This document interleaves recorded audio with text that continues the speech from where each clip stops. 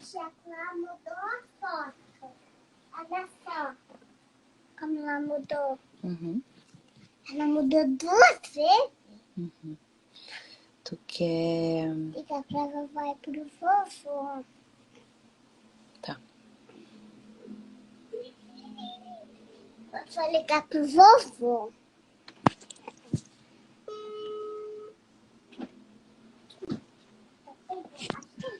Boa noite, Rejane. Tudo bom?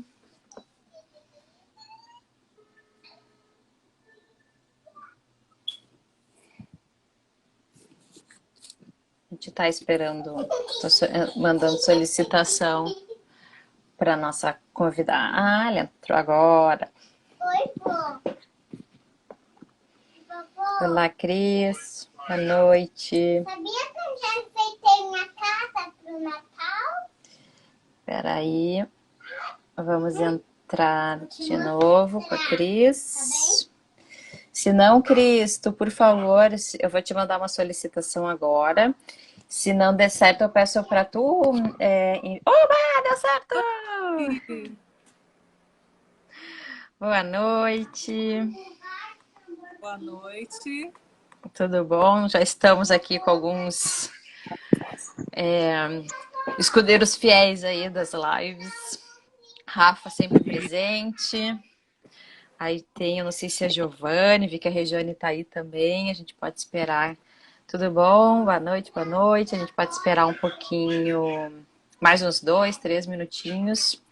Aí acho que tu pode te apresentar. Se é que vai dar tempo de falar tudo que tu faz, né? Mamãe, É que vai falar o tanto que eu falo, né? É verdade. Bom, pessoal, você sabe que hoje o tema é design na educação. Aí eu achei que a Cris seria a pessoa ideal, né? Pessoa que mora numa casa ateliê, que vira e mexe, sai em jornal, tá sempre fazendo, né? Ganhando edital, fazendo um monte de coisa. A Cris, ela tem um portfólio incrível, assim, de trabalho. Eu sou sempre suspeita, né, pra falar, porque eu sou fã dela. Inclusive, nem sei se ela vai se lembrar, mas esse vestido aqui quem deu foi ela.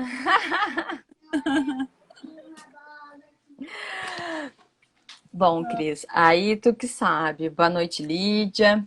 Eu vou estar aqui a postos para ir anotando os questionamentos do pessoal. A gente vai, na medida do possível, né, a gente vai tentar atender as perguntas, as demandas, né? Então vocês podem ficar enviando, eu que fico aqui coordenando, para a Cris se manter focada, né? Porque senão a gente se dispersa. Maravilha. Então, bom, pessoal, boa noite. Para quem não me conhece, eu sou Fabiane, podem se dirigir a mim como Fábio. E eu sou professora, boa noite, César. E eu sou professora do Pedro II e atuo lá no Engenho Novo 2, né, no Proeja. E estamos então com Cristina Cavallo, né? A gente tem uma trajetória aí, né, de trabalhos juntas e de amizade também, porque a gente não separa trabalho de amizade, né? A vida profissional da vida pessoal. Hoje em dia não estamos mais juntas no trabalho, mas continuamos juntas na vida, né? Tanto é que a Cris está aí, veio super feliz, a Cris está prestes a defender a dissertação, não, a tese dela, que é justamente sobre design na educação. E ela está, depois ela vai falar melhor, né, mas ela está desenvolvendo justamente uma metodologia voltada para o fazer, né, inspirada no design, que é a formação dela, e principalmente, né, voltado para o ensino médio, não é, Cris? Na verdade, para toda a educação básica, né? Básica. Então vamos lá. Né? Já cometi uma gafe, então me corrija, por favor. Sônia, boa noite, pessoal. Sejam bem-vindos, então. Vamos lá com Estrelando Cristina Cavallo. Ai, gratidão, Fábio. Fábio é super perfeita, porque quando a gente tem uma amizade... Maravilhoso com luz de Natal. Tietando, assim, super fã da Fábio e tal, e acho ela incrível, e acho incrível o trabalho que ela tem feito, a gente se conhece, comunicadora. E além da gente se conectar assim pessoalmente, né, a gente também se conectou em termos de ideias, né, de discussões de trabalho, dando novas formas aí de propor metodologias para a educação. Ufa, quase Então, não consegui aqui, boa noite a todos, muita gratidão pela presença, espero que a conversa seja produtiva, seja bacana para todo mundo, né, de acordo com os interesses aí de cada um. Meu nome é Cristina Cavallo, eu sou formada em comunicação, na verdade, mas sempre atuei como designer, né? Migrei ali, na verdade não migrei, me especializei em comunicação visual, isso lá no período Jurássico, né? Assim, computadores e tal, praticamente. E aí sempre trabalhei com design gráfico, produção editorial, muito livro, né? Logomarca, enfim, papel, né? Coisas de papel, sempre desenhei, tinha já esse caminho aí na minha vida. O design gráfico sempre foi o meu ofício, né? Vamos dizer assim. E aí, paralelamente, eu tenho também meus projetos aí pessoais, né? Eu sou artesã, pinto, desenho, faço minhas coisinhas, mas trabalho com design. E comecei há 4 anos o doutorado, né? Na UERJ, na Escola Superior de Desenho Industrial, para discutir design. Na verdade, o meu interesse de pesquisa inicial era pensar design e a relação do design com o artesanato no Brasil, né, com o que eu estou chamando mais de ofícios artesanais, depois eu posso falar um pouco mais sobre isso. Mas a educação também sempre fez parte da minha vida, né? Profissionalmente falando, assim, eu trabalhei muito tempo como arte educadora, trabalhei em escolas públicas, né, do Rio de Janeiro, principalmente no CIEPs, e trabalhei por 6 anos no MST, né, Movimento dos Trabalhadores Rurais Sem Terra, e trabalhei em assentamentos, em acampamentos, nas escolas do movimento, tanto na formação de professores quanto com as próprias crianças, adolescentes, também os adultos, né?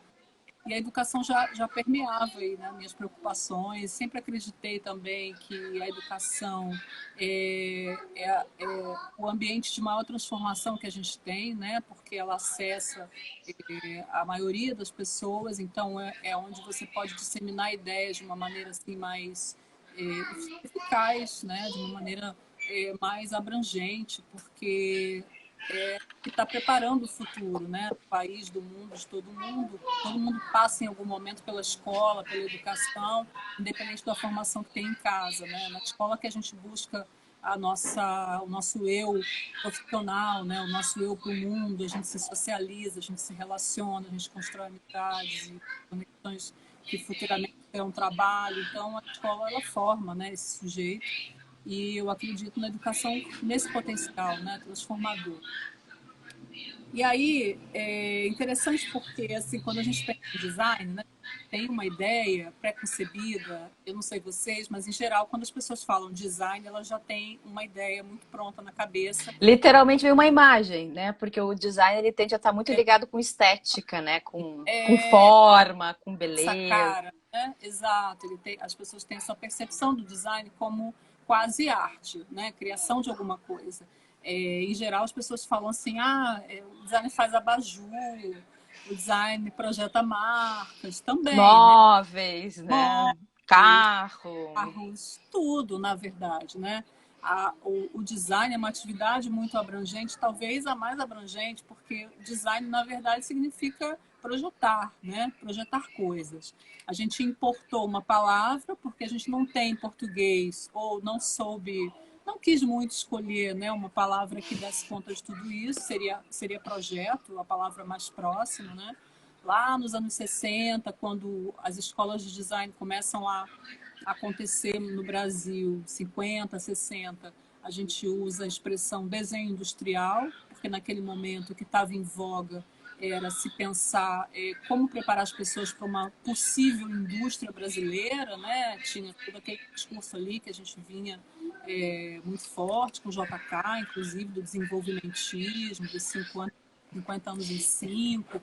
Então havia uma esperança grande que o Brasil se superindustrializasse em tempo recorde, né? Posso te fazer uma pergunta? Claro. Já que a gente está falando, tu falou do design no Brasil, né? Mas me corrija se eu estiver errada, né? O design em si, o curso de design ele não começa lá com a escola de Bauhaus na Alemanha, tentando, porque é isso que eu sei, né? Não sei se tá equivocado. E que vem justamente com essa ruptura com o mundo clássico, né? Porque eu entendo assim, a Alemanha destruída ali na Primeira Guerra, e daí o que eu li, pelo menos, foi que então a escola, né, a Bauhaus, ela tenta romper com essa visão clássica de mundo e começa a desenvolver formas voltadas mais para essa sociedade industrial que está emergindo na Alemanha.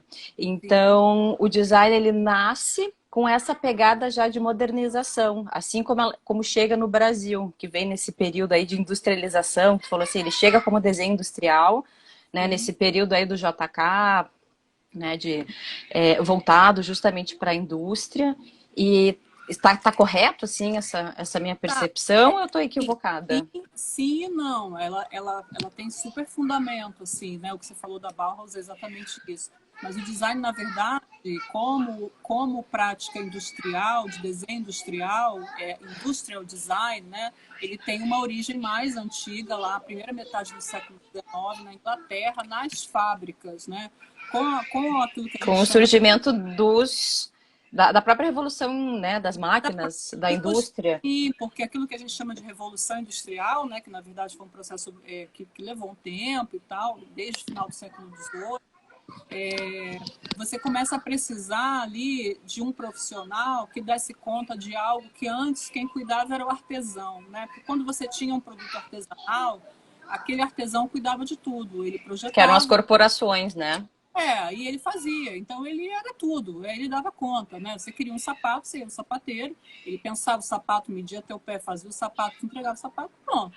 Quando você começa a ter fábricas, uma linha de produção e tudo Uma isso, especialização de tarefas, né? a divisão do trabalho foi fundamental, né, para o surgimento dessa profissão, porque você tem a máquina que produz, mas que ideias vão alimentar essa máquina? Quem vai desenhar esse produto, né? Que precisa de alguém para fazer isso. Esse é o... Inclusive a máquina. Não só o produto, mas a máquina também. Pois é, não, exatamente, inclusive a própria máquina. Quem vai desenhar tudo, né? Uma nova sociedade, porque assim, havia naquele momento também esse afã, né, de um novo mundo que surgia, as grandes feiras, né, que eram as grandes exposições, de onde surgiu, por exemplo, de onde foi, a partir de onde foi construída a Torre Eiffel, o Palácio de Cristal, grandes obras, né, que os países europeus queriam mostrar para o mundo toda a potencialidade que eles estavam desenvolvendo ali por meio da indústria, toda aquela riqueza, aquele dinheiro todo, enfim. A Inglaterra é o grande berço disso, né? O grande berço da indústria e do surgimento dessa profissão. Agora, a Alemanha, ela tem um papel fundamental, inclusive, principalmente para a gente, porque o design que a gente herda enquanto pedagogia, né? O design para as escolas de design, que começam meio que quase ao mesmo tempo, uma diferença aí de uma década, mais ou menos, dos anos 50 até os 60, em São Paulo, na FAO, em Minas e no Rio, com a ESG, é um design, o da ESG principalmente, né, é um design alemão, é um design que tem uma herança não tanto da Bauhaus, mas da escola de Ulm, que é uma escola que aconteceu ali também, um pouco depois, né? Mas a Bauhaus, ela uma visão muito maior, né? Porque ela trouxe uma proposta que naquele momento era muito inovadora, assim, de enquanto todo mundo estava questionando a indústria, o fazer industrial, que aquilo seria o fim, por exemplo, dos ofícios, né? Porque o artesão vai morrer, os ofícios vão acabar. A Bauhaus, né? O Walter Gropius, que era um grande arquiteto, um grande pensador também, entendia já que a indústria não tinha mais volta, assim, a indústria estava ali. Então, ou a gente fazia um bom uso daquilo e começava a formar pessoas que fossem capazes de produzir bons produtos, né?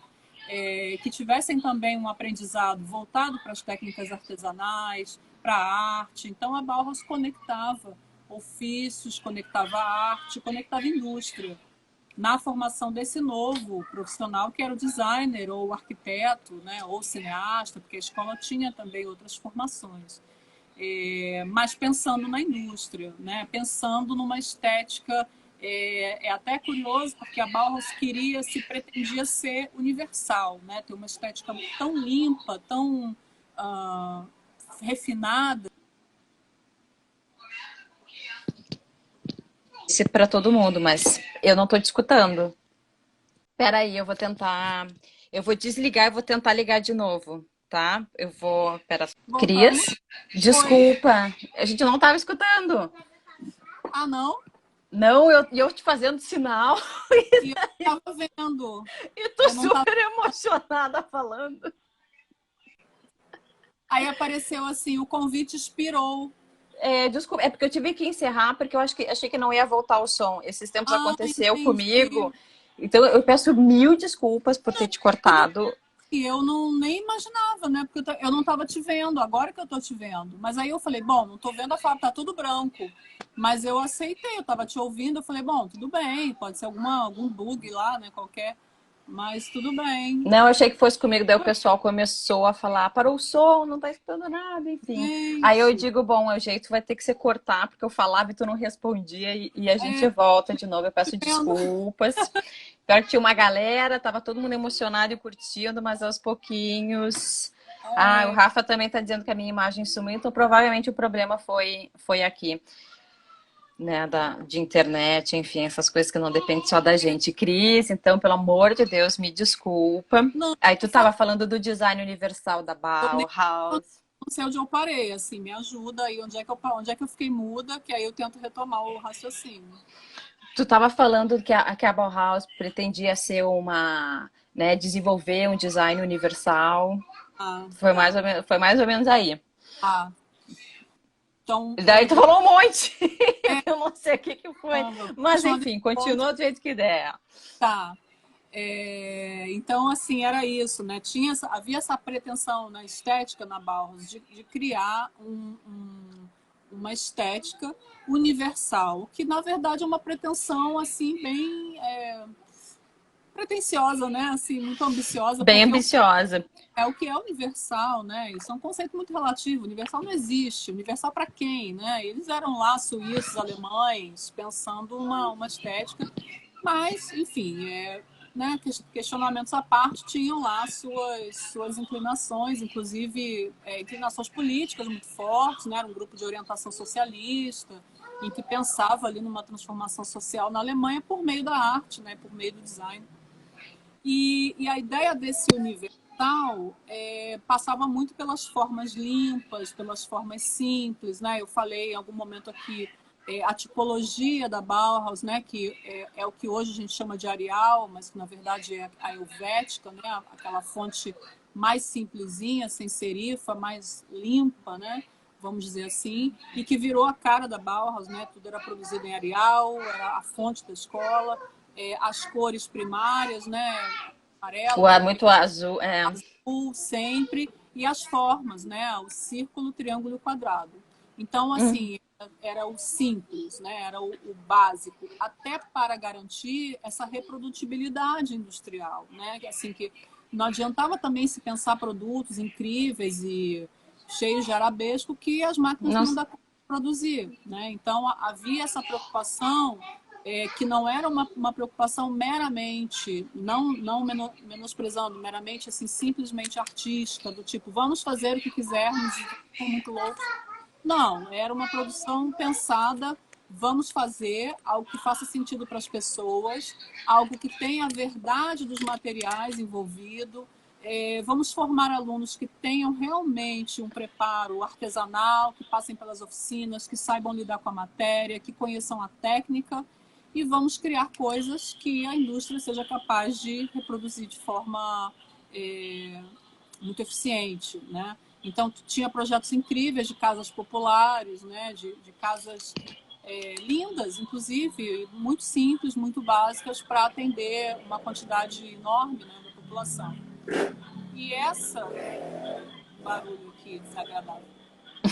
E essa era uma pegada fundamental também nesse momento na Alemanha, que era de resolver muito rapidamente, com a ajuda da indústria, problemas sociais e urbanísticos que estavam ali ainda, né, em decorrência da Primeira Guerra. Em decorrência da Primeira Guerra e, além disso, em decorrência de um processo muito particular do país, que ainda se via um pouco não tão não tão rico, não tão desenvolvido, não tão civilizado Não quanto tão europeu.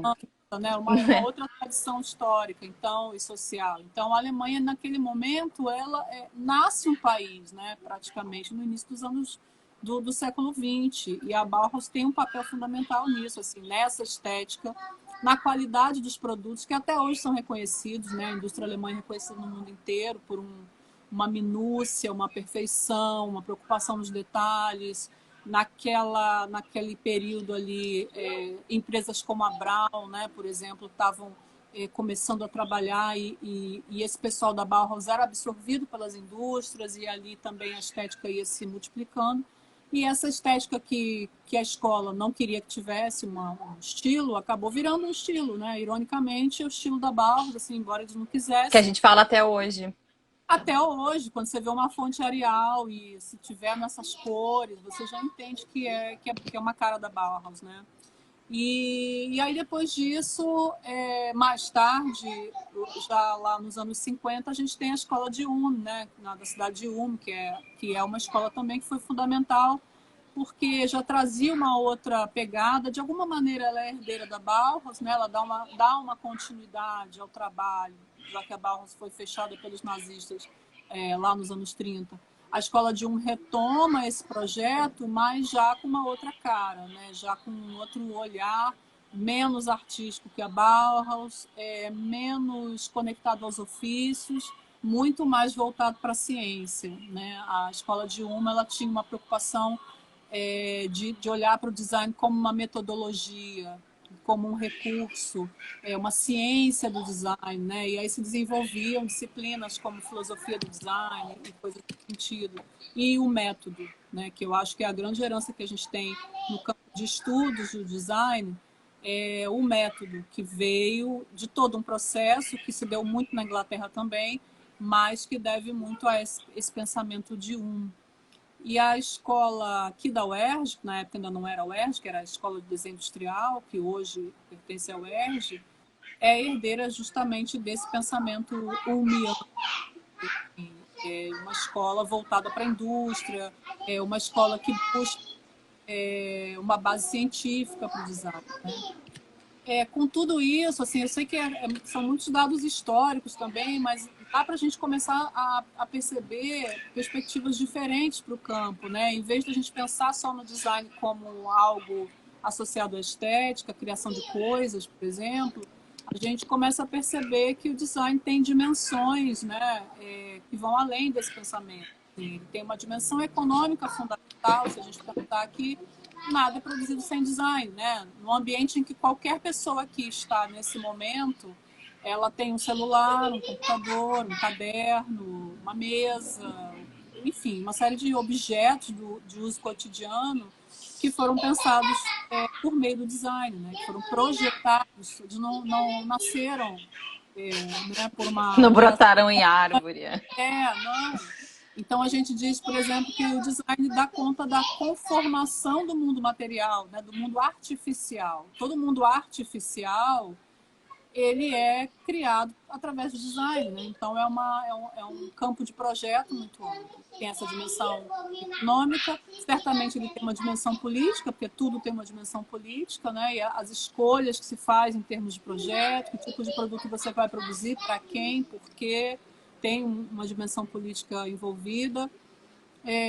Tem uma dimensão social, porque as pessoas se educam por meio do design, né? Hoje, por exemplo, a gente está nesse momento aí pandêmico, e aí, assim, quem não sabia se virar com live e tal, e começou a se virar e teve que aprender tudo, porque a gente ficou em casa e teve que acessar o mundo pela telinha do celular, do computador, né?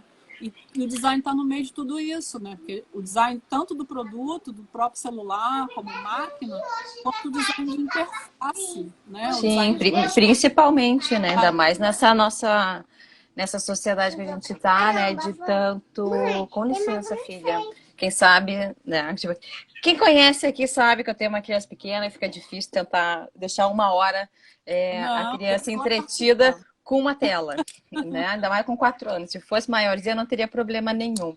Mas deixa eu te perguntar uma coisa, Cris, porque a Benha, ela estava falando do trabalho do artesão, ela disse assim, pois é, né? O trabalho do artesão, ele vem de muito tempo, né? Eu acho que é o primeiro trabalho, né? Que eu acho que o homem começa a desenvolver, e ela disse assim, e ele é tão desvalorizado, né? Então eu gostaria de saber de ti, né, se essas múltiplas dimensões do design, política, científica, metodológica, tu acha que é isso que de repente traz uma valorização maior para os produtos industrializados ao invés do design, do artesanato? Acho que não. Assim, no meu entendimento, design e artesanato, ou design e ofícios, são campos que não disputam. Embora isso tenha sido pauta de discussões lá, né, no início do século XX, das pessoas achando que a industrialização ia causar a morte dos ofícios, eu acho que não exatamente, né? Claro que com a industrialização, e aí a reboque veio a prática do design, o mundo ganha outro ritmo. E aí com isso também outros valores, né? A gente que produz artesanalmente, por exemplo, existe uma certa moral, uma ética no trabalho artesanal e que eu acho que é inerente ao próprio ser humano, que é de querer fazer bem feito, né? De alguma coisa que você faz, você quer fazer bem, você quer entregar o seu melhor e tal. E o artesão tem isso, né? Isso é uma cultura que não tem nem data para a gente precisar. Eu acho que desde que o primeiro Homo erectus lá pegou a pedra e falou, eu acho que isso aqui dá para cortar, ele já começou ali uma prática artesanal. E todo mundo faz alguma coisa em algum momento da vida, né? Mas a gente quer fazer bem feito, né? A gente quer fazer bem feito. E os artesãos, por exemplo, se a gente pensar na Idade Média, que foi o ápice, né, as cidades já crescendo, os feitos, Inclusive, eles que geravam muita renda, né, nas cidades. Muita, e você só tinha eles. Então, assim, todo mundo material naquele momento, todo mundo artificial, era conformado, né, era criado por meio do artesanato. Porque onde é a origem do próprio comércio e da própria indústria, né? Sim, e da própria indústria. As indústrias começaram como manufaturas, né? Elas eram as guildas, né, que eram aquelas grandes coletividades de artesãos, foram as primeiras indústrias, só que não tinha máquina, ainda era gente, né? E aí depois as máquinas foram sendo paulatinamente inseridas aí nesse processo. Eu acredito que os ofícios tenham condição de sobreviver, mas com uma outra valoração, né? Com uma outra perspectiva. Hoje, por exemplo, seria impensável você atender toda a população mundial fazendo calçados artesanalmente. Você tinha lá no século XII, né? Você queria um bom sapato e aí você tinha um sapateiro lá da tua região, né? Que era um sapato quase que para a vida, né? Era um sapato para a vida, era um sapato perfeito, feito para você, mas assim, se o sapateiro virasse e falasse assim, Fabiane, tu quer esse sapato aqui, vem cá que eu vou medir teu pé, vai ser lindo, perfeito, maravilhoso, de couro. Eu vou levar 4 meses para fazer, porque eu tô cheio de encomenda e eu quero fazer um bom sapato. E um bom sapato não dá para fazer em 1 hora. A máquina faz. Até em menos, né?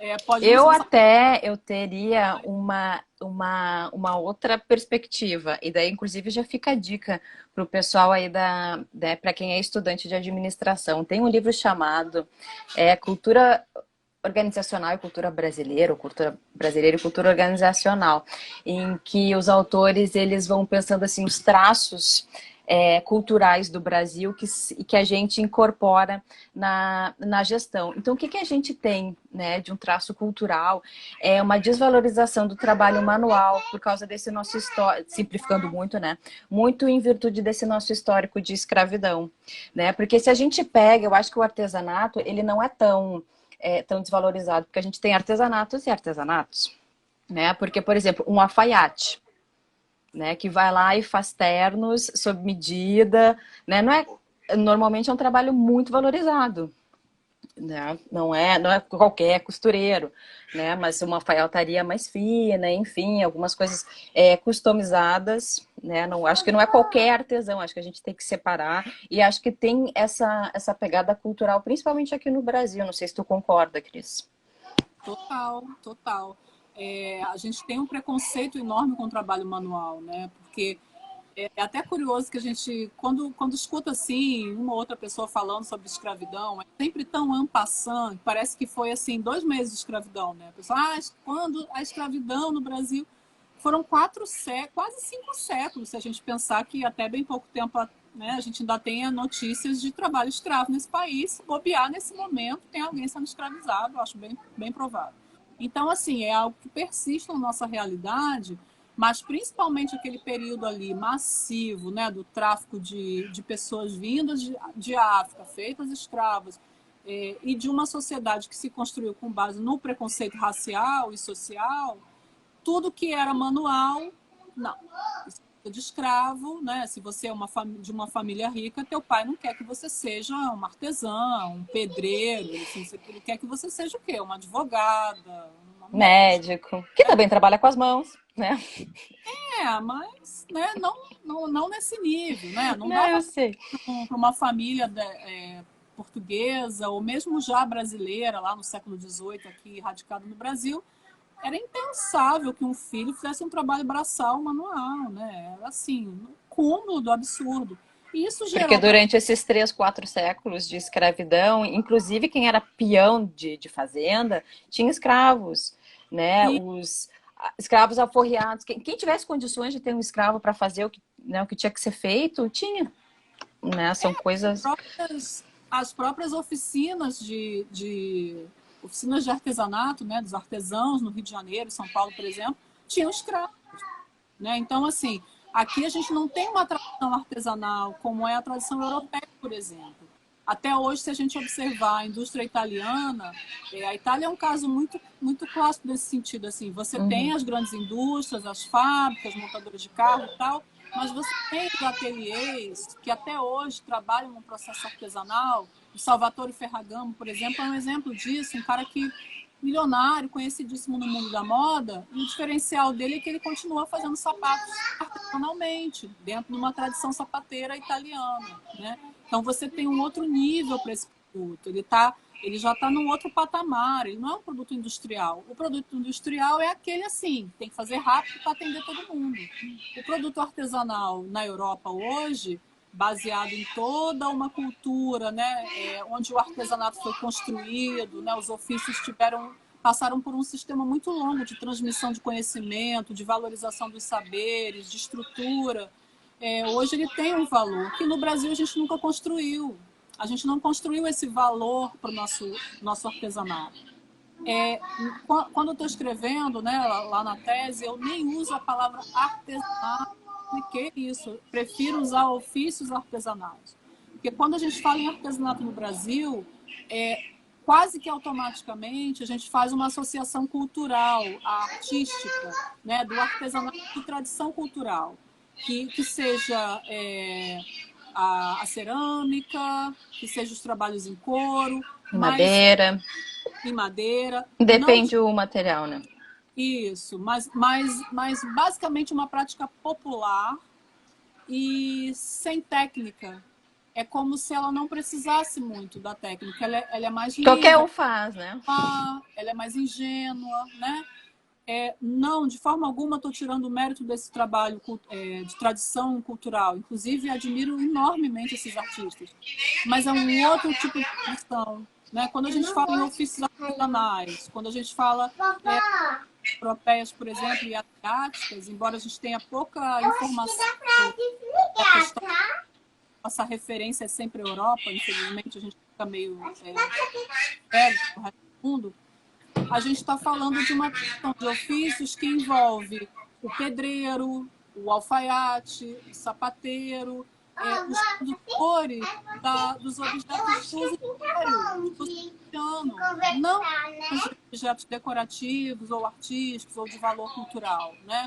A gente tem no Brasil programas de incentivo ao artesanato brasileiro, cestaria, e são coisas belíssimas e lindas, mas é um tipo de trabalho e a gente também coloca uma outra visão sobre esses projetos. É uma visão mais permissiva. Eles podem ser não tão bem acabados, porque interessa para a gente a personalidade do artista, interessa para a gente essa condição de produção, eles estão mais romantizados, né, aqui no Brasil. E quando a gente fala em ofício, a gente está falando de uma produção que prima pela qualidade, que prima pela perfeição da forma, né, que está comprometida com esses ideias. Então, o valor que a gente dá para o artesanato, ele é totalmente quando a profissão de design, né, quando as escolas de design começam a ser instituídas no país, aí tem um outro problema. A gente ainda nem resolveu aqueles anteriores, quer dizer, a gente não teve uma tradição artesanal, a gente não teve processo de industrialização e a gente já está querendo pensar em design. Então, em geral, a gente entende que o design criou esse problema com o artesanato.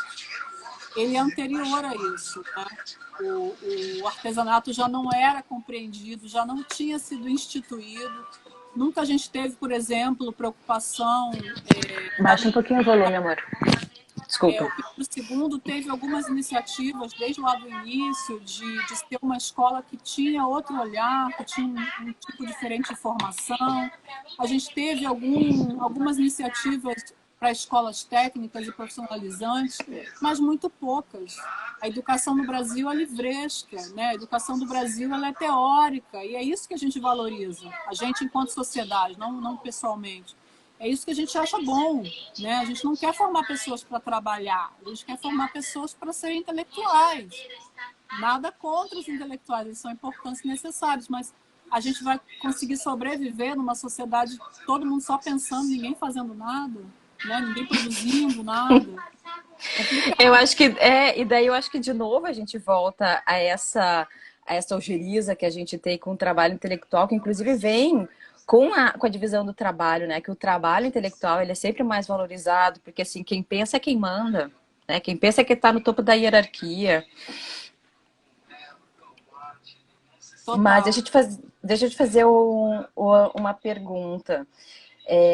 Para a gente já entrar também, porque eu digo, nossa, tô tendo uma aula de história aqui, tá, e para mim tá ótimo, que eu adoro, só que assim, o tempo voa, né? E daí eu tava me lembrando, pra gente tentar entrar assim, tu falou quando tava falando da Bauhaus e dessa né, deles trabalhando com o simples, com o básico, até para facilitar o próprio processo industrial, eu me lembrei na hora, de uma vez que a gente lá pensando no Empreende Jovem Fluminense, tu idealizando o griot e falando que para facilitar o teu trabalho, ele tinha que ter formas bem básicas, né? Porque seriam várias histórias. Aí tu pode falar um pouquinho, né? Porque eu digo, o griot, quem é que conhece o griot? Só a Giane, eu acho que entrou aqui. E aí se tu puder falar um pouquinho disso, para a gente já começar a adentrar, a gente já faz um link com o design, como processo educativo também, que eu acho que é o tema da tua tese, porque o tempo voa. Tá. Vou tentar fazer essa conexão aí muito louca aí que você propôs. Não, o que você falou é interessante, eu nem me lembrava dessa fala, mas eu me lembro porque a gente para quem, né, ainda não sabe do que a gente está falando, a gente trabalhou num projeto de educação empreendedora, né? E eu era responsável por criar material didático e a gente pensou em ter um personagem... Não seja humilde, foi toda a identidade visual do projeto, foi tudo que desenvolveu. Sim. E aí a ideia foi criar um personagem que conduzisse o processo, né? Que tivesse presente nos livros e todo o material, que ele fosse meio que um mascote, mas alguém que guiasse ali o aprendizado.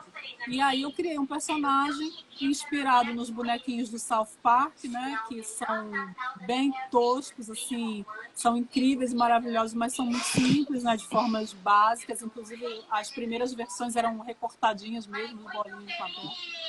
Que é o griot. E aí do griot a gente deduziu lá também uma turma do griot, né? Eu lembro que foi a Fábio que batizou a Lilith, que era uma amiga do griot e tal. A gente colocou lá Porque era a primeira mulher da história. Aquela que contesta, né? Não na reserva, né? Tinha que ser Lilith. E aí a ideia foi criar esse personagem. Como a gente sempre, em projetos assim, a gente tem pouco tempo, né? E muito trabalho, E eu pensei assim, caramba, como é que eu vou ilustrar todos esses livros? E era ilustração digital, né? Não tinha como eu fazer ilustração à mão, ficar escaneando mais, de forma assim mais rápida. E aí a solução foi essa, né? Me inspirei em Papai, personagens abaixa um pouco o volume. para Desculpa. fazer o personagem que fosse baseado em formas geométricas. Então, na verdade, o griot essencialmente eram duas bolas, né? A cabeça e o corpinho dele lá. Tem no meu Tipo um Instagram, sorvetão. era uma bolinha e tal, e ele usava um capuz, e era outra bola e tal. Ele tinha um black, que era outra bola, e as perninhas curtas e o pezinho. Então ele foi assim, feito de forma simples. A partir dali aí eu me divertia, né, criando roupinhas pro griot e tal. E situações, né, que ele estava pensando a questão do empreendedorismo, e dali outros personagens foram surgindo. Esse é um exemplo, eu acho, bem localizado, assim, de como a gente pode pensar o design na educação, porque eu me lembro que no início desse projeto, a gente também não sabia ainda muito como ia ser, né? Como atender esse público com esse tipo de proposta pedagógica, que tipo de material a gente teria, qual seria o suporte, né? A gente ia trabalhar já com produto digital, não era livro impresso, como é que ia ser essa interatividade?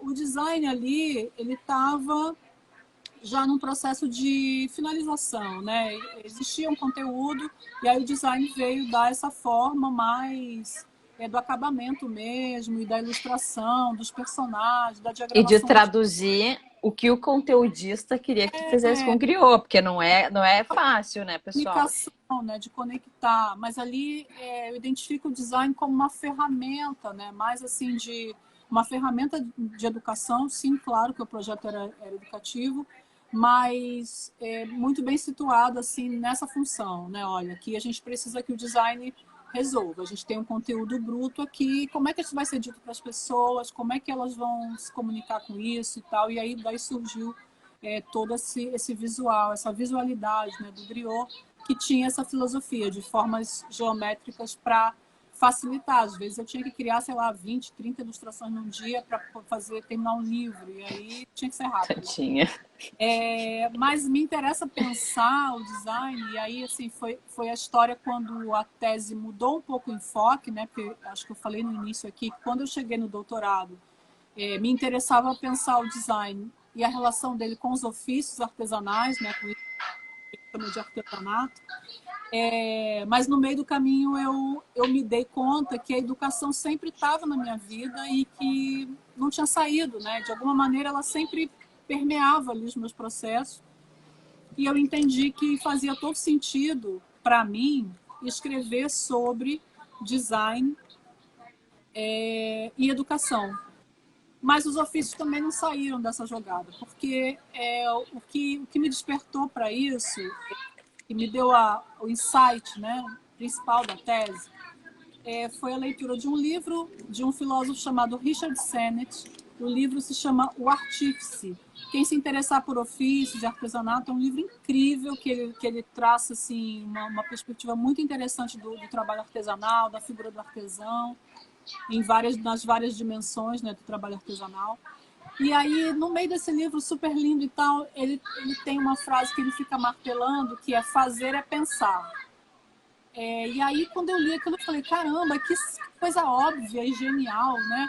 Porque na minha própria prática eu já identificava isso. Assim, quando a gente está fazendo alguma coisa, existe uma conexão com o nosso cérebro incrível e que é totalmente diferente, por exemplo, de quando você está simplesmente lendo, ou estudando, ou ouvindo o professor, né? É um outro tipo de mecanismo. Tanto, né, que as pesquisas todas apontam que as pessoas que botam a mão na massa, né, são as pessoas que experienciam, né, o conteúdo, digamos assim, tem muito mais conexão de sentido, elas realmente aprendem, né, como a gente diz em linguagem educacional, assim, fica na memória de longo prazo, né.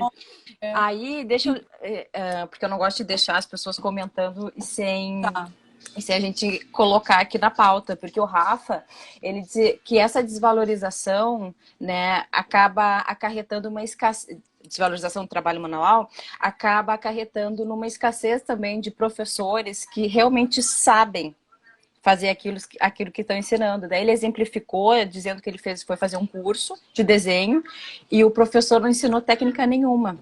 Aí ele saiu do curso. Não é?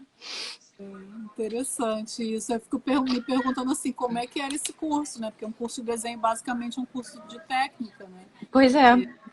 Enfim, tudo bem. É exatamente isso.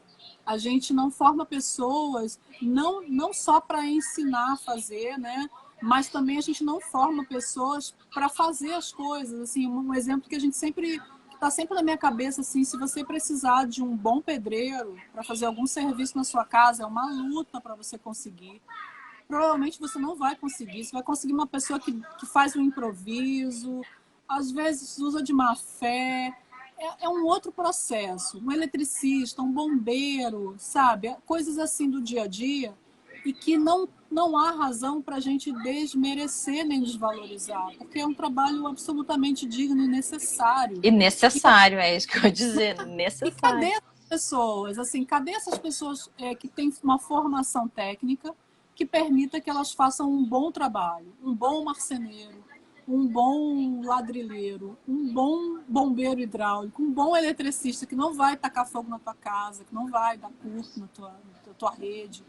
Porque no Brasil a gente vive E uma todos cultura eles trabalham com projetos. todos. Então, de uma certa forma, a gente pode dizer que todos eles são designers. Ou tá errado? Assim, eu acho que eles estão mais conectados aos ofícios, né? Todos são artesãos, todos estão criando e fazendo coisas, né? E também, como artesãos, acabam sendo designers, porque eles também têm que projetar o que eles vão fazer, eles têm que pensar, né? O design nada mais é, se a gente simplificar assim ao máximo, do que um pensamento prévio, né? Do que você parar antes e pensar antes de agir. E é totalmente o contrário da realidade brasileira, que é baseada no improviso, na gambiarra, né? Onde a E do gente faz jeitinho. assim, desesperado, assim, tipo, o cano estourou, taca uma fita isolante, né? E aí? Enquanto Quando... estiver ali, né? Enquanto durar, né? Enquanto não arrebentar Pois de novo, é. a fita fica lá. Então a gente tem, eu acho que esse é o grande desafio que a gente enfrenta no país, assim, a falta da especialização técnica, né? A gente tem ótimos profissionais em todas as áreas, médicos incríveis, advogados, engenheiros, jornalistas, administradores, tudo. Mas no campo da técnica é onde a gente tem a maior defasagem de pessoas. E isso não é só por uma questão prática, do tipo, não tem escola para isso. Não, eu acho que o buraco é mais embaixo. Assim, há uma questão ideológica, cultural muito forte que não viabiliza esse tipo de formação. Porque ninguém quer fazer isso. É feio ainda é mal visto, ainda é, sabe? Não, e Mas outra, dá muito trabalho. dá trabalho. Né? Porque eu conheço colegas professores. É Isso. muito mais fácil a gente chegar em sala de aula e falar aquilo que a gente já sabe, falar do que mostrar como fazer, como é que a gente, né, parte disso, como é que a gente faz e botar a mão na massa junto com o estudante, né? Sim, com certeza. E se a gente olha para outros exemplos de outros países, por exemplo, né, falando isso com muito cuidado, sem a gente cair naquela coisa de síndrome de vira-lata, assim, de achar que os Estados Unidos já resolveu. É outro contexto, é outra trajetória, não é uma comparação, mas assim, a gente pode olhar, né, para as experiências e ver como é que essas pessoas estão lidando com isso. E você tem, por exemplo, na educação norte-americana, o design está presente permeando as disciplinas, né? O design está presente em atividades, você tem algumas disciplinas que são práticas, esse pensamento de thinking in action, né? Pensando durante a ação, a valorização da experiência, ele tem uma herança norte-americana muito forte, né? Dos pragmatistas, que é uma linha que eu estou também pesquisando lá na tese. O conhecimento tácito, né? Que é esse conhecimento que você só adquire fazendo. Não é um conhecimento que você adquire lendo ou ouvindo. Não, ele é inexplicável. A maioria dos profissionais que têm esse conhecimento, na verdade, nem são bons transmissores, eles nem sabem te dizer. Se você perguntar para um bom sapateiro como é que é o processo dele, talvez ele nem consiga te explicar. Mas ele sabe. Porque tá tão enraizado nele aquilo, é tão natural. construído na prática, né? A partir de uma série de experiências, enfrentamento de problemas, tudo isso. E que são desafios muito comuns também ao campo do design, né? Então, países, por exemplo, como os Estados Unidos, a Suécia é um país que, desde o início do século XX, tem uma disciplina obrigatória de crafts, né? Que é o artesanato. A Inglaterra tem também uma disciplina muito bem resolvida lá, que de vez em quando eles mudam um pouco, mas acho que no momento é CDT ainda, que é Craft Design Technology, onde as crianças fazem coisas, né? Onde as crianças constroem coisas, porque essa galera já passou por tudo isso e já entendeu que esses países só se desenvolvem se eles têm uma indústria bem resolvida, se eles têm pessoas que são capazes de produzir coisas. É por isso que eles são exportadores, né? E é por isso que a gente continua exportando só matéria-prima, basicamente, né? A gente tem uma indústria ainda muito incipiente, perto do que a gente poderia ter. A gente tem um capital humano incrível, as pessoas são criativas, são incríveis, é o povo acho que o mais incrível do mundo, assim, deve ser o brasileiro, o indiano e os países africanos, são os mais que resolvem tudo. Aham. Porque eu digo, né, eu acho que o contexto de escassez, eu acho que contribui muito para esse desenvolvimento da criatividade. Sim. Né? E, consequentemente, para essa cultura do fazer, né? Porque eu digo assim, bom, tu tem que te virar, tu tem que fazer, porque não está à tua disposição. Aí, inclusive, eu estava te escutando falar, e o Rafa aqui também dizendo assim, aula de química e física sem laboratório, aula de informática sem um computador, então fica muito difícil mesmo a gente conseguir aprender determinadas coisas, né? Como é que tu vai... Não faz conexão, né? Porque você está vendo uma coisa em teoria, quando na verdade você teria que estar fazendo aquela coisa. E agora tá essa cultura do do it yourself, né? E eu acho o máximo isso, porque eu sou, tu sabe, né? Eu adoro tentar fazer as coisas. Aí eu falo, gente, quem nunca pegou um tutorial na internet e olhou assim, nossa, que legal, olha que fácil, vou fazer. E eu nunca sai como tá. Não é, mas enfim, pelo menos eu acho que esse negócio aí tá mudando. Não sei se é uma fase, se é uma moda do tipo, agora tá todo mundo fazendo, até porque tá todo mundo em casa, né? Não tem muito como não fazer. Não, eu acho que tem isso sim, tem esse lado positivo, sempre tem, né? As coisas não são também só problema, mas no Brasil, essa questão, por exemplo, da criatividade, ela é uma cilada um pouco pra gente, né? Tanto no campo da tecnologia quanto das artes, por exemplo, que é como se a gente é bom, né? A gente está sempre sofrendo, então a gente produz coisas mais interessantes. É tipo assim, você só compõe música boa quando tá sofrendo, né? Mais criativo quando você tá lá na EM. E aí, mas assim, será? Será que a gente precisa passar esse perrengue o tempo todo, né? O do it yourself é uma cultura bacana porque é a cultura do empreendedorismo, no fim das contas, de você fazer por sua conta e resolver. Eu não queria fazer propaganda, mas eu ia chegar lá. Eu ia perguntar se tu acha que a educação empreendedora, né? Por causa das próprias competências que a gente fala que ela tem que desenvolver, como iniciativa, proatividade. Será que a gente consegue caminhar? E deixa aqui, o Rafa tá perguntando, assim, por favor, pergunta para ela se com a educação à distância, tu acha que essa tendência tende a piorar? Assim, com a educação à distância, eu acho complicado certas coisas serem trabalhadas, né? Acho que a educação à distância, principalmente no Brasil, assim, que é um país gigante, né, de proporções mega, a educação à distância resolve muita coisa, porque ela consegue chegar a pessoas que talvez não tivessem acesso, né? Mas é preciso que se pense em ferramentas muito específicas, né, para que a educação à distância possa dar conta dessa dimensão do fazer. É possível? Claro que é. Eu acho que o estreitamento das relações, né, entre as pessoas, do professor com o aluno, que tipo de materiais você tem no teu entorno, como é que é o teu ambiente, porque é diferente também culturalmente. Se eu estiver aqui no Rio de Janeiro e eu estiver dando uma disciplina e o meu estudante estiver no Amazonas, eu preciso saber como é o ambiente dele, como é o entorno. E as pessoas te surpreendem sempre positivamente, né? E a partir daí você tem condições de, por vídeo, você pode transmitir técnicas e trocar ideias e criar projetos e realizar coisas. Eu acredito que sim. mas eu acho que isso ainda não está nem iniciado, assim, estruturalmente, né? Tanto na educação convencional e principalmente na educação à Menos distância. ainda, né? Essa questão do do it yourself, né, dessa cultura toda, que também é uma pegada bem norte-americana, né, que é super interessante. Ela é muito boa, mas eu tenho uma preocupação da gente pensar estruturalmente como você pode colocar isso à disposição das pessoas de uma maneira democrática. E aí, a meu ver, isso se dá através da educação, né? De uma educação pública que todo mundo passa em algum momento na vida, né?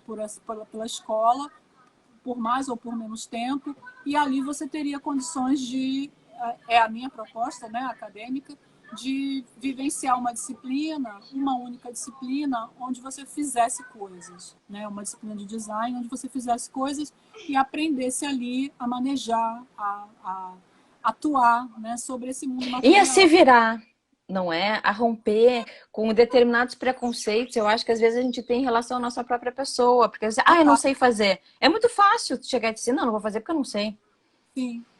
Isso A gente não quando... foi ensinado a fazer, né? Eu tive, assim, tem um caso que até hoje me emociona muito, já deve ter, sei lá, 20 anos.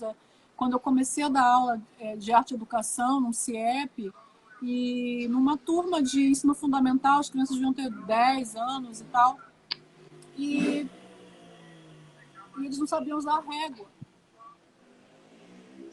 Eles não entendiam o sistema métrico. Não fazia sentido para eles. E eu não acho que isso seja tão estranho assim, porque eu comecei a olhar para a realidade daquelas crianças e falar assim, realmente não faz sentido algum para eles. E eles pegam uma outra ferramenta que vale como régua, né? Não precisaram de régua. Mas aí, ao mesmo tempo, eu penso, mas como será o futuro dessa criança, né? Será que quando ele for construir a própria casa, por exemplo, isso não seria um conhecimento que poderia auxiliar? Ou não? Ou ele vai fazer essa casa totalmente de forma intuitiva? Pode dar certo, pode não dar, né? A gente vê isso aí hoje no Brasil, né? A gente faz ciclovia, a ciclovia cai. Né? A gente refaz, ela cai de novo. O que acontece com a gente? Né? Com o projeto brasileiro, né? Que problemas são esses que a gente enfrenta, que a gente não conseguiu ainda resolver as coisas mais simples. Então, eu acredito que na educação, seja presencial ou seja daqui a um tempo, a educação à distância pode dar conta disso. Mas uma educação pensada. Uma né? educação projetada, né? Uma educação que tenha um projeto de educação. Porque se fala muito no Brasil assim, a solução dos nossos problemas é a educação. Sim, mas qual educação? Qualquer educação? Essa educação que está aí? Que educação resolveria nossos problemas? Primeiro, pois porque parece que esse modelo que a gente tem utilizado não está dando certo. Eu tenho essa impressão. Pois eu também tenho. Então, acho que, antes de tudo, a gente deveria repensar, né, um tipo de educação que primeiro pensar que problemas são esses que a gente tem, o que a gente quer resolver, onde a gente quer chegar, né? Um projeto de futuro. Porque enquanto tiver desse jeito, tá continuando a gambiarra, né? A criança vai para a escola só porque vai, assim. Porque tem que ir, porque às vezes é onde consegue comer, é quando a mãe consegue trabalhar. Não vai muito contribuir com a vida dela de verdade, assim, né? O que ela está aprendendo ali efetivamente, assim, o que vai trazer de verdade para a vida dela? Vai passar no Enem ou não? Para quê? Vai passar no Enem e vai estudar o quê? Vai fazer o quê? Né? E daí chega, às vezes, no ensino superior e aquele modelo da educação básica se repete também, né? Com certeza. Que continua teórico, continua sem uma prática, tanto eu enquanto administradora, as disciplinas que eu mais aprendi justamente foram as disciplinas práticas, as disciplinas de estágio que a gente tinha. Né? Então, eu acredito, né, que a gente está concordando aqui, eu acho que esse projeto de educação que está em tela há séculos, né, algumas centenas de anos, não está dando certo essa escola pública. Né? Então, acho que é aí que é válida essa tua proposta, né? Porque se as pessoas começarem a fazer, né, a se apropriar criticamente do próprio ambiente ao redor, porque o fazer, como tu estava dizendo, eu preciso saber quais são os materiais que tem em volta, eu preciso saber quais são os problemas a serem resolvidos, Não é? Então, não é uma educação assim, simplesmente de botar a mão na massa. É de se apropriar criticamente do ambiente ao nosso redor. É isso? Até essa ideia de problema, ela é um problema, né? Porque, assim, tradicionalmente, o design é visto como solução de problemas, né? O design soluciona problemas. Mas que problemas? Vamos olhar, então, para esses problemas. Eu acho que o primeiro passo é compreender os problemas. Talvez eles nem sejam um problema. Talvez o problema esteja camuflado naquilo que a gente entende como problema. Então, acho que, a princípio, a gente precisa, sim, de um senso crítico capaz de perceber com clareza o que a gente quer, o que a gente é, onde a gente quer chegar. Né? Olhar para a gente, olhar para a situação ao nosso redor e entender, isso aqui que eu estou vendo como um problema, é mesmo um problema? É esse o problema? Vamos olhar para esse problema de outros ângulos, né? Tem uma Como a Jane bióloga. está falando aqui, transformar, né? Mudar as coisas. Tem uma figura muito bacana, a Donna Haraway. Ela é uma bióloga, filósofa. Acho que a formação é bióloga, mas ela escreve sobre várias coisas. E ela tem um livro chamado Staying with the Trouble, né? Ficando com o problema. A gente tem uma coisa muito reativa, né? De viu um problema, quer resolver. Às vezes isso acaba atrapalhando, porque o problema ensina, né? O problema mostra, o problema tem vários Não, e lados. outras vezes o problema se resolve sozinho também. Eu aqui em casa eu sou dessas. Se resolve sozinho. Mas acho que é importante olhar para os problemas. Em geral, a gente não olha muito. A gente pega uma solução que a gente acha que foi boa para alguém, taca aqui e não quer nem saber se a nossa realidade vai lidar com isso de forma A ou B. Também depois não testa para saber se deu certo. É muito complexo, né? Cris, deixa eu te falar, porque eu te disse que o tempo voa, então já são 9:02. Sério, foi assim, para mim pareceram 10 minutos. Então, por isso que eu vou te pedir, se tu tem alguma fala final, alguma coisa que tu gostaria de abordar, que não foi abordado até agora. Isso, bebe uma água. Não tem mais nenhuma pergunta. Não, eu acho que o pessoal, digo, das duas, uma, ou eles estão tão hipnotizados com as tuas falas, porque eu acho que elas são tão pertinentes. Eu digo, desde o início eu já falei, eu sou suspeita, porque eu sou fã da Cris, amo ela de paixão. Uma declaração aqui de amor, pra gente terminar bem. Então, ou então, sei lá, o pessoal só tá aqui online, né? Senão ninguém tá prestando muita atenção. Mas eu tô mais pela primeira opção. Acho que o pessoal tá. Não tem problema. Se tivesse alguma pergunta solta aí, a gente pegaria o gancho para encerrar no clima da pergunta.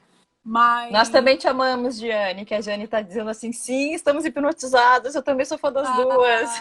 Que linda. Gente, todas muito suspeitas. O Rafa também tá dizendo, ó, passou rápido. Só gente maravilhosa, tirando o Rafa. Não, mas o Rafa do Pedro II. Não é o Rafa. Não é o Rafa. Não, Rafa, então você é 10. Achei que era outro Rafa. Eu acho que a gente pode encerrar, então. Só queria assim, fazer um convite a esse pensamento, né? Pelo menos a minha intenção, sempre que eu venho participar de uma fala, alguma coisa assim, eu não gosto muito dessa posição de falar e achar que eu sou uma especialista. Eu nunca me coloco muito nesse lugar, porque eu não acredito nisso. Acho que nosso papel de todo mundo é promover o pensamento, promover a reflexão, promover a discussão, né? Então, mas é por isso que o pessoal tá hipnotizando, que tu tá conseguindo, né, transparecer o que tu é. Ou seja, tu tá fazendo tudo isso, tu não tá numa posição do tipo, não, acho que tu tá botando coisas que o pessoal tá refletindo. Eu acho que isso não existe, e é bobagem, não leva a lugar nenhum, né? Deixa o conhecimento encerrado, assim, muito estático, né? Acho que a ideia é a gente pensar junto, né? Então, o meu convite é para Senão não seria educação, né? Pois é, né? É justamente isso. Acho que a ideia seria uma relação autoritária, que eu acho que é diferente. Pegar essa conversa como um ponto de partida, né? Não dessa forma que fosse autoritária, encerrada, mas de uma forma aberta, assim, para a partir daqui a gente pensar possibilidades, né? A gente falou sobre muita coisa, sobre design. A princípio é uma conexão um pouco estranha ainda para as pessoas, porque o design tem a ver com educação, mas para mim tem tudo a ver, né? Por essas razões e outras, eu acho que o design é um caminho, né? Um meio para a gente transformar socialmente, né? Um meio para a gente transformar pessoas, ideias e não só coisas, né? E o Hoje, mundo? o design, por exemplo, presente em todas as áreas, das mais concretas, né? Das mais tangíveis, como era lá na Revolução Industrial, do produto, né?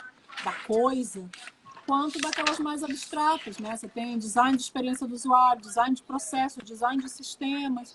Então, o design está aí para pensar, né, caminhos, não propor soluções fechadas também, porque elas são sempre muito parciais, né? Talvez o que seja bom para mim, eu estou vendo aqui um problema e eu quero resolver de acordo com a minha perspectiva, não sei, né? Vamos nos ouvir mais, vamos ser mais colaborativos e pensar aí os problemas que a gente enfrenta e possíveis maneiras de chegar onde a gente quer, né? Não de resolver, mas de transformar situações. Acho que essa é a contribuição do design, trazer essa forma essa abordagem, né? De se pensar, de se enxergar problemas, situações e pensar possibilidades. Porque eu esse final de semana, inclusive, eu dei uma aula de design thinking. Aí eu tava olhando algumas coisas do Tim Brown, né? Que é ele que disseminou, e daí eu acho que o que ele diz, assim, que o design thinking, ou seja, a abordagem do design, é conseguir o engajamento na produção. Então, seja na produção de conhecimento, seja na produção de um produto, ou seja na própria produção de sentidos e relações, né? E eu acho que ele também, eu tava até, por isso que eu tava olhando aqui, eu digo, tem mais uma frase dele que eu anotei, mas eu não achei, mas tem a ver com essa questão da transformação, né? O design é para ajudar a transformar mesmo. Mas eu não achei aqui, eu estava procurando, mas não. Mas a ideia De começar pelas pessoas, entender cultura e contexto, inovação para mudar o mundo. É isso que ele disse. Isso, exato. É isso, essa é a ideia.